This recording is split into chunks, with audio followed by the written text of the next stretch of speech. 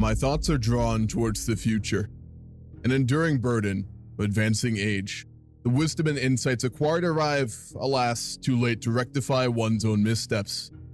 My familial lineage has long been steeped in a reputation of ruthlessness, with historical accounts and chronicles painting an unflattering portrait of the White Tower. I hope that in some measure, I have managed to engineer change during my own lifetime. In the days of my youth, I harbored a solitary aspiration for both my life and rule, to chart a new course for my nation and dynasty, ensuring a secured future for my people. The namesake I bear, Solomon, carries with it the haunting echoes of a ruler driven to madness by the demands of leadership, a trait viewed as weakness by my forebears. But the true nature of madness lies in the failure to grasp how closely one dances along the precipice while bearing the weight of a crown. And so, my reign has accomplished the feat of restoring our nation's prestige. The crimson sails of Sardinia now invoke fear across the seven seas. The military marches with newfound pride, and the semblance of a colonial empire teeters on the brink of reawakening. This, I fervently hope, will be the resounding anthem within the pages of history, honoring Solomon IV. Yet in the quiet chambers of my heart, I am well aware that my own errors possess the power to undo it all. My family's legacy is one embroidered with discord, an eloquent testament to my own failings. I must confess, I allocated scarce time to my children and spouse, finding myself more at ease in the council room and along campaign trails than in their presence. It comes as no surprise, then, that their paths have deviated from the virtuous. Even my own wife and son partake in the misappropriation of family resources, succumbing to lives of opulence and extravagance. Regrettably, my own weakness has stymied any attempt to intervene. Amidst this labyrinth of transgressions, a solitary source of solace emerges. The steadfast companionship of my dear Angelica. Her presence throughout these years has offered solace, although I am fraught with apprehension towards the toil such sinful associations may exact upon my soul and legacy. The weight of age bears heavily upon me. I am all too aware my days dwindle in number. But by the grace of God, I am resolute in witnessing the White Tower ascend in Asia before I grant myself the solace of eternal rest.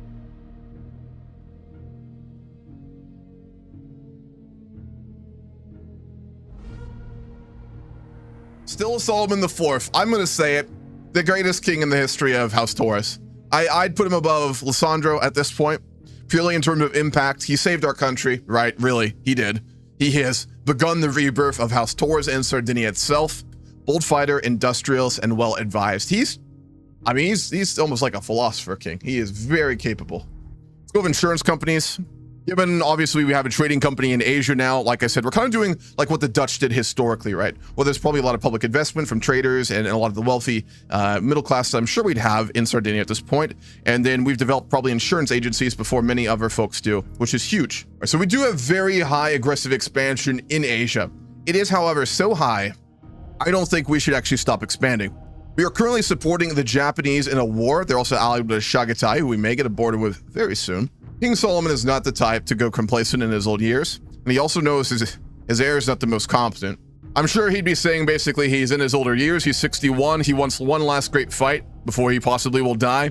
And obviously, given that the Hosokawa have so few allies left, including, of course, the Majafat, which are huge, would allow us, alongside our allies in Japan, to allow the Japanese to get more land and become stronger, and for us to take vast swaths of Asia, including Taiwan, and probably including lots of Malaysia. It would be huge for us. But remember, the Hosokawa have 200,000 men. One of Sardinia Corsica's largest trading companies has failed, wiping out large sums of wealth. We will yet again bail them out. We, the America of this timeline, we will bail out any corporation. 8. Ben Haddou. A fortified village along the Saharan trade route between Marrakesh and the Sahara is a fantastic example of Moroccan earthquake architecture. The site of the city has been fortified since the 11th century and the Almoravid period. None of the buildings today date back to before the 17th century, but were probably built with a similar construction methods as the originals. The site's strategic importance was because of its location along one of the main trans-Saharan trade routes. Access through the route was one of the few access to the Atlas Mountains and acts as a crossing between Marrakesh and the Drab Valley on the edge of the Sahara. Today, the area itself is only sparsely populated due to the valley's loss of importance over the 20th century. Most locals live in modern homes in the village across the river and make a living from agriculture and tourism. In 2011, a new bridge was built linking Ben Haddou with the village, aimed to make it more accessible and hopefully encourage people to move back. We got 200 splendor, my gosh. By striving towards a more tolerant society and making attempts at solving our social and religious problems in more rational ways, the risk of civil disorder will diminish. King Solomon IV's last war, the great conqueror, the rebuilder, the reformer of House Torres and Sardinia, will engage in a final war, but my God, Castella has a treaty port in Japan? Esto es absurdo. ¿Nos estáis declarando la guerra? ¿Acaso ignoráis el poderío de la Armada Invencible? European traders in China. With a sizable contingent of European traders in China, the demand for Chinese porcelain has skyrocketed. The Chinese porcelain is demanded by all in Europe, and the Chinese only accept silver or gold as payment. This was a really big deal historically because it made every country in Europe have a trade deficit with China. Development of veneering. Initially, many types of tropical wood could be considered too brittle by woodworkers. With the development of veneering, however, it has become possible to make use of ebony and other tropical woods selected for their beauty rather than their strength. As a result, the creation of beautiful and original cabinets and other prestige furniture from tropical woods has grown into a major business. Oh, okay. Well, let's not get distracted here. We will go to war with the Hosokawa, and from them take ourselves an Asian empire.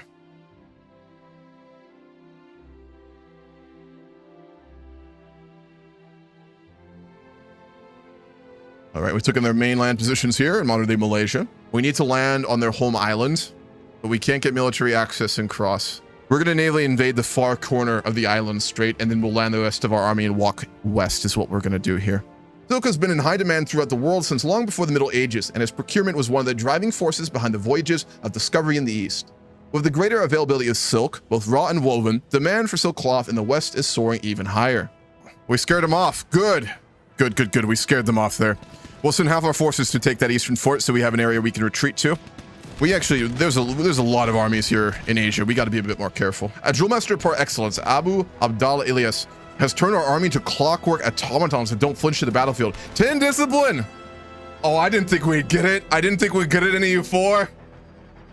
My father was always a man apart, an ethereal figure who seemed to stand above the world.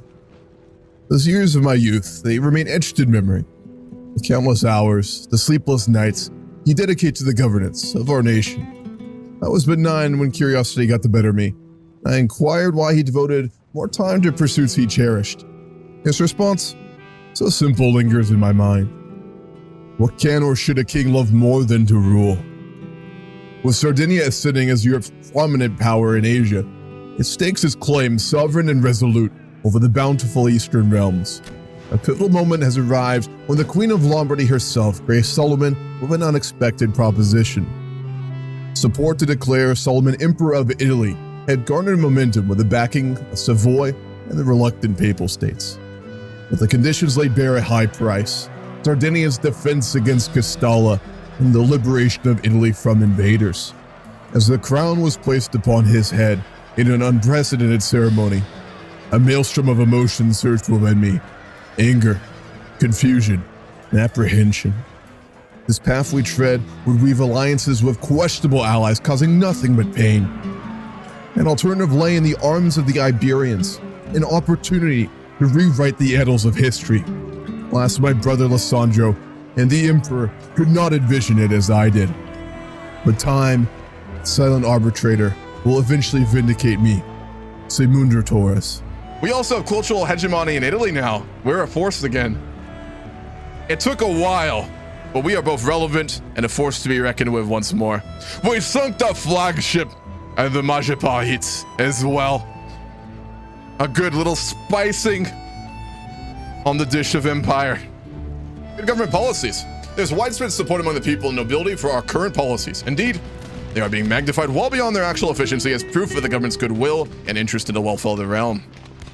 Oh, they're running too. Not happening! We've come a long way from when we were losing every land battle we fought, haven't we? I'm gonna keep our army together here because we have to get another big battle. We wiped a huge stack, but they've got a lot of soldiers left on the home isle. Liberté, égalité, fraternité. Like a mighty torch, Bringing the light of reason into even the darkest corners of the old and new worlds, the Enlightenment is sweeping across the world. Supporting this movement will doubtlessly lead to advances in science and philosophy, but the movement's notions about human freedom and the unalienable rights of man may cause a bit of a rebellious fervor in our country. I mean, it's not like we haven't had that for quite some time. We will not embrace that. Take another big fight here. Big battle, come on. Big naval victory, come on, let's get the land one too. It's safe to say we're gonna win this war. We're gonna give Japan a ton of land back in Hosokawa as well. I'm gonna only try and take Formosa from them, and probably this island. I'm gonna do a separate piece with the Measure Pahit if we can get it, and just take really as much as we can. We'll take the last of these little provinces on the mainland, and then we're gonna see what we want to take in the peace deal with them. Lysandro just died? A strange fever has claimed the life of your beloved heir, Lysandro. As the court sheds its clothes for blacker garments, it strikes you what a frail and transient thing life can be. Just as your thoughts are about to turn to the eternal, a young maid catches your eye. In the arms of a maid, I find solace. God, he really is like Lysandro, isn't he? That's crazy. So, in the middle of the funeral, when the heir, an incompetent one to Sardinia, fell ill to fever and died, Solomon was not easy to find. And when he announced to the court several months later that a son had been born to him of a maid of humble birth, we have ourselves an heir, young Castoro, a babe born to Emperor Solomon, outside his first wife and his second wife, a bastard, proclaimed by Solomon to be his heir. Our neighbors have established a large colonial presence in the New World. The exports from the distant land have been steadily increasing, and some of the exotic goods have become very popular, even among those who should know better than to be dazzled by curiosities. Recently, our neighbors have gone further, openly fulfilling this interest, encouraging people to buy American. We're competing with American traders, pushing more imports from the colonies, outcompeting our own goods, and depriving good Carso Sardinian people of work. We might get something out of the influx of foreign trade, but the safest option would be to erect barriers to reduce it. I've been role-playing Solomon as pro-free trade from this kind of era's movement, so... My Emperor, we are amused to discover that we have now had our independence guaranteed by the Fatmids. Well, we don't have to worry about European wars. Are they friendly? No, they're not even very friendly. We have managed to take both of the crossings in Indonesia, which is massive. Start coring everything. Oh, this is big. This is going to dramatically shift the power balance of Asia for us and Japan. Japan will be very strong, and we're going to become a major Asian player at this point, probably the biggest besides Japan. Carilos Aeonis, a Sardinian treasurer who is employed in the Brazilian court, has approached his old associate Yorunda Cafasso, our trader, with a plan to push for better relations between Brazil and Sardinia. Yorunda Cafasso has approached Emperor Solomon IV with a Brazilian message, which speaks of their desire for friendship with our people. Absolutely. Abso-fucking-lutely.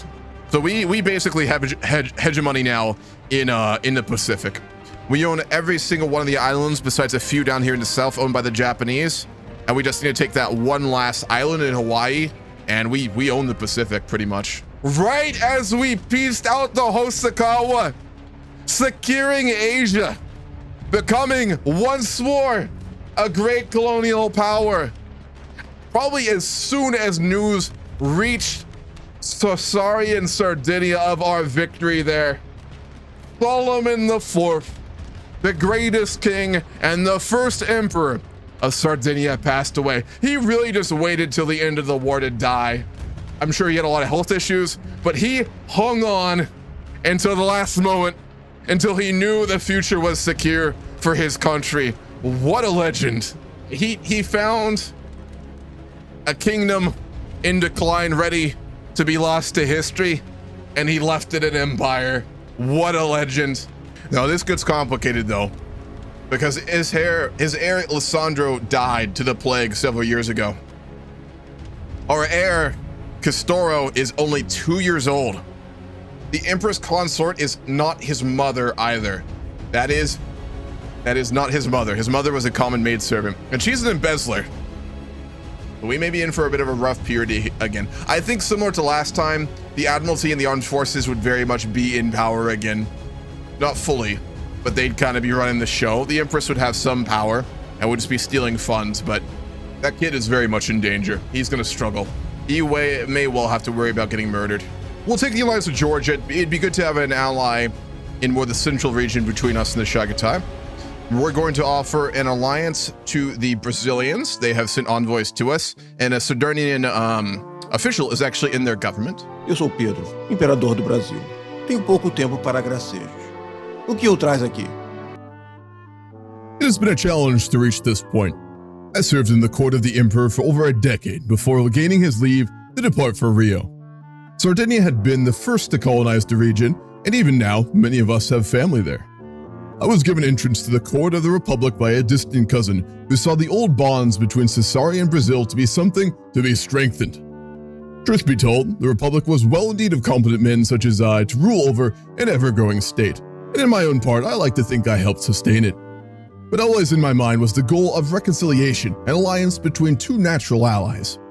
When news came to me of the president would finally take a meeting on the matter, I spent hours speaking as to the royal bearing of the Torres line and the natural alliance that could exist. My wife says I could speak the ear off a cornstalk, and she may be right.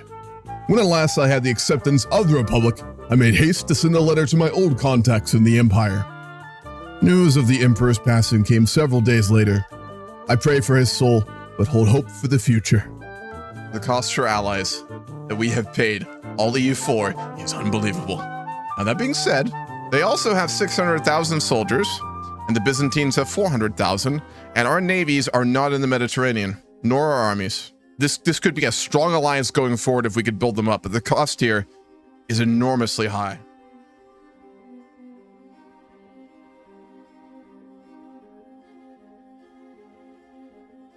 I hope we don't regret this.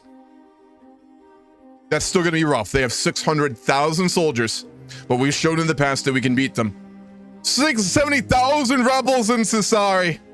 Can the Empire of Solomon maintain itself, or will it fall? Let's immediately go after those rebels. So we got Cardi in charge. We should win this. Then we'll go after the ones at Cosenza. Like, gotta remember, navally, we can actually contend and destroy the Chagatai, but on land, we don't have a chance against them. Ooh, they have a big fleet they just contended us with. Where is our main fleet at? We'll send Diaquilia. Hopefully we can intercept. We're losing a lot of trading ships there. Yep, we'll hit them there. Off the Cape of Ifni. Good stuff. All right, we're gonna drop the other army down here. This is risky, but we gotta defend Brazil. That's why we're in this war. We're trying to build an ally. We're gonna knock out their fleet. It went into the Mediterranean. The fools!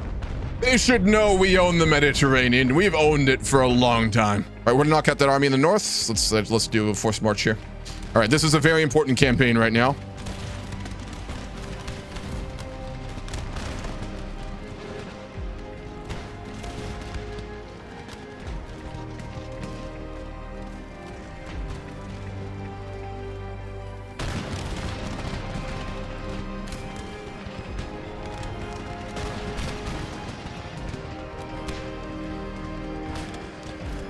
How's North Africa looking?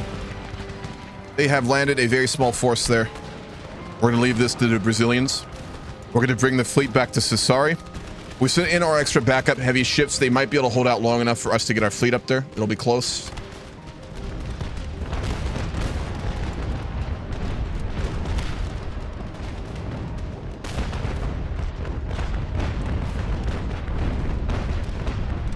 We won it. We did win that naval battle. Big. Let's hit that army in the east. I'm going to send in even our transport ships here. We got to block that army from landing if we can get it. Just delay them long enough for the main fleet. We got there. One fleet in.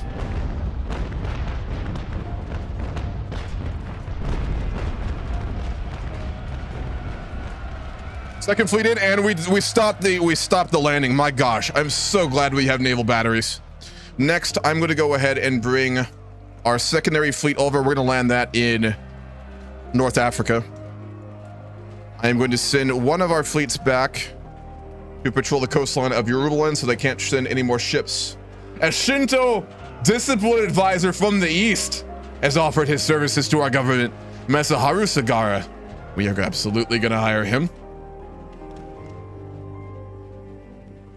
It might almost be worth just leaving those troops there, blockading it, taking Cosenza and not letting them leave so we can focus on their armies in Byzantium. Because we're all in on this war. We're not walking away with just a little peace deal here. We're gonna take our pound of flesh. This is going to be all about that maneuver. Let's get everyone on forced march here. Quick. We need the sailors. We'll take recruitment act. There's a massive recruitment campaign going on for sailors. We might almost be doing like Britain levels of forced conscription, you know? Just take down Castellan ships and steal their sailors.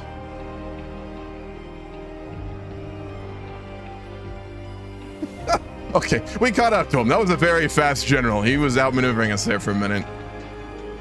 There we go. Nice. We caught the rest of the Byzantine fleet in the Mediterranean, and we are going to sink it. We're going to take this battle. This is a big one. Oh, Byzantium. You fool! You absolute fool!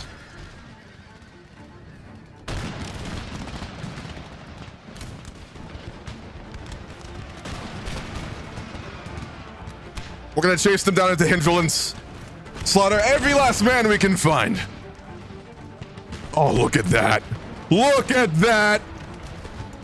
Oh my gosh. Oh, there goes my adrenaline. Whew. And we sank the Byzantine flagship all in the course of a week. Oh man, the tide is really turning now. Let's retreat back into North Africa, hold what we have, and focus on Byzantium. Knock out that Byzantine fleet. They did get more troops up in the north of Africa once more. The Shagatai are sieging out Constantinople.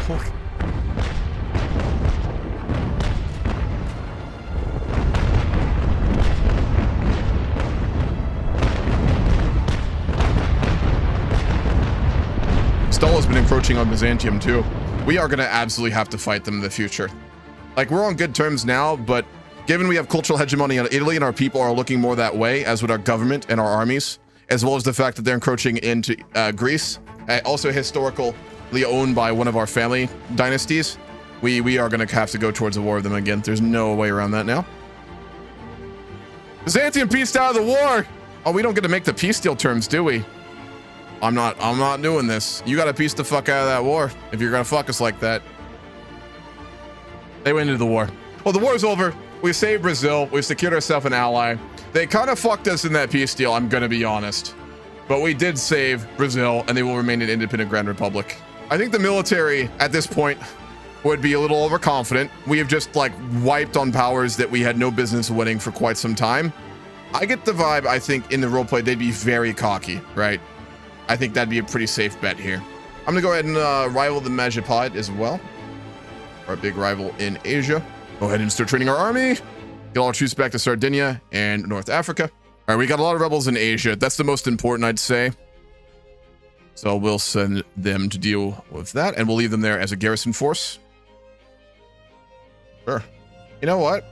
And we just fought for them, right? We want Brazil to do well. I'm just going to dump a bunch of money on them. We're going to give them a small loan of 3,000 ducats, or rather gift. We need allies, and we already just all ended on a big war on them. Least we can do is invest into them to make them strong. And let's do the same with the Americans. We want to make them strong too. We'll give them a gift of 4,000 ducats. Strong allies are the best to have, and they are in short supply. That's what we were trying to do in the first place. Offer plantation exports. Brazil has offered us a trade deal where they will get the opportunity to export plantation goods at a premium. Absolutely. It's a great deal. I do want to take a moment. I think our high command, our naval high command, would not be rushing wars right now until the new king comes into power. So we're going to have a little bit of a period here, more relaxed, unless some big things happen that we want to intervene with. Just get all of our armies kind of training and preparing for the wars to come. I'm going to dump some more money into Brazil as well. I really want to make them strong here. We'll give them another 2K. We're nation building in Brazil right now is what we're doing. Our region is a loyalist. Well, you always expect those put in a chance of regency to be loyal to the crown and to the nation. We're happy enough if they do not abuse their position or are directly unloyal and try to grab power as soon as they are in a position of leadership. Shula is an exception to the rule, loyal and well-mannered. Her proposal by her faction was the best news in months since we expected nothing. So that's actually really wild. She's an embezzler. She was the second wife of Solomon IV. She is also not the father of House Torres. He had it with a maid. He had his kid with a maid. She's apparently been a very good regent, though, and ruled very carefully.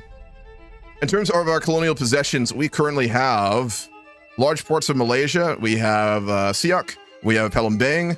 We have a bunch of the Spice Islands, and we have basically every island in the Pacific. With the union of Castoro V and Ispilla, we have gained not only a spouse, but also a new ally in the realm. The Campo Fregoso is an old and influential family, and their seat in Maracaibo is a jewel of the empire. You got basic modern army education, a bit of professionalism, combat ability, and drill game. Not fantastic, but not bad. Rise of a pretender. A pretender has risen to dispute the succession of Castoros, citing the pretext of extraordinary injustices of Torres' rule and casting aspirations of legitimacy to the new Empress Corsa regent. Seymunder Balbo has raised an army to support his claim for the crown and marched on the capital. The epoch of revolution is a weighty matter. For many monarchs, it is an impending specter, something feared but perceived as distant, reserved for far-off lands, until it suddenly stands upon their very doorstep. Castor Torres inherited his father's throne at a tender age, seeming to be a fortuitous omen by conventional standards. Growing up in the shadow of his illustrious forebear who had graced the throne of Sassari, Castor's own upbringing occurred against a backdrop of unprecedented courtly conflict.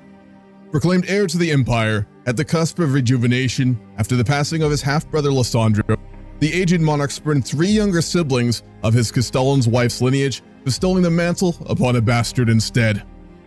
Fostered by Solomon's second wife, a woman often dismissed as consumed by frivolous desires and insatiable luxury, something changed in the wake of Solomon's demise.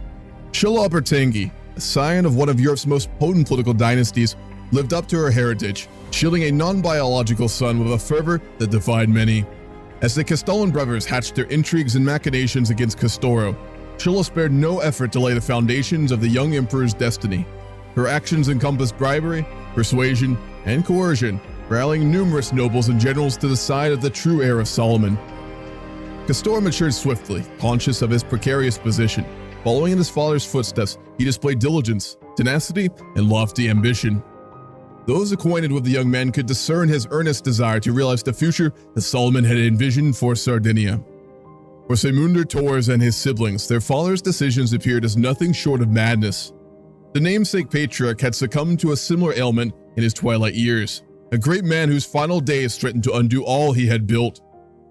In his youth, Seymunder spent considerable time in Sevilla, ensconced within the court of his maternal lineage, basking in the warmth of the country that had clashed with his forebears for centuries.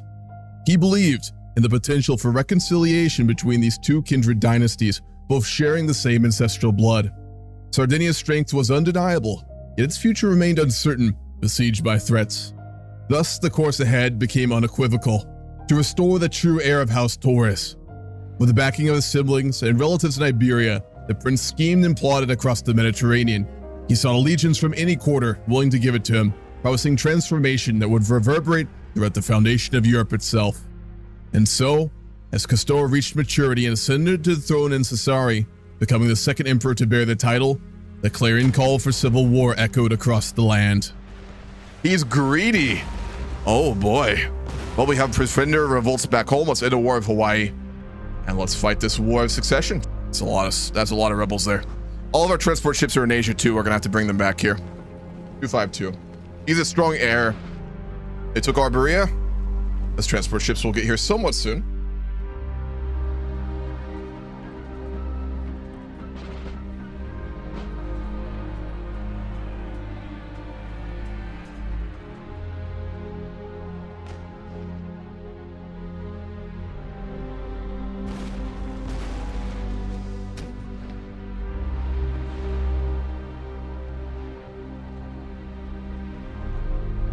In the aftermath of a tumultuous civil war, it wasn't the familiar red banner adorned with the white tower that fluttered above the nation of Sardinia. Instead, the pristine white flag emerged, an emblem of profound transformation, a blank canvas symbolizing cataclysmic change. As the nation tore itself asunder in pursuit of its own ambition, a destiny many yearned for was inadvertently lost. Revolution, a clarion call for those yearning for a brighter world. But often, change is etched in blood, as history attests, echoing the lessons of Bavaria. Amidst the relentless clashes between the warring brothers, the people watched the growing frustration. Who are these princes? They wondered, as destruction unfolded, seeming without purpose. Campaigns extended to North Africa, leaving the heart of the empire exposed, a vulnerability that fanned the flames of revolution. And with this, the loyalists, donned in red sashes of the emperor, confronted a sea of white, a resounding call for change. Caesarea fell within mere hours of this declaration, unopposed and unimpeded. The Revolutionary Council embarked on months of organizing governance and dispatching forces to quell the remnants of the prince's armies. As their forces crumbled, an astonishing victory materialized. Seymunder's escape by boat from the African coast to Sevilla offered sanctuary from the chaos. Legend speaks of his unwavering resolve even in the face of injury, as he sought an audience with the emperor. His fervent plea for Castile and Imperial might to quell the revolution met with cries of exultation, setting the stage for impending conflict. In contrast, Castor's journey led to Sumatra, where hostility greeted him. However, a beacon of hope emerged in the form of a Japanese diplomat offering safe haven and sanctuary, poignant reminder of old alliances and reverence held for Solomon IV. Back in Sassari, jubilation greeted the triumphant return of the revolutionary armies. A young general, stepping onto the land, reminiscent of Rome's triumphs of yore, removed his tricorn hat and raised it before a throng of thousands. This man, whose martial brilliance toppled tyrants, ushered in a republic. Napoleon Bonaparte, a figure transcending the role of mere general, embarking on a path to inspire loyalty and construct an empire, casting a shadow to rival even Solomon's legacy. With resolute steps, Napoleon approached the palace, encircled by grizzled veterans and preparing for what must be done.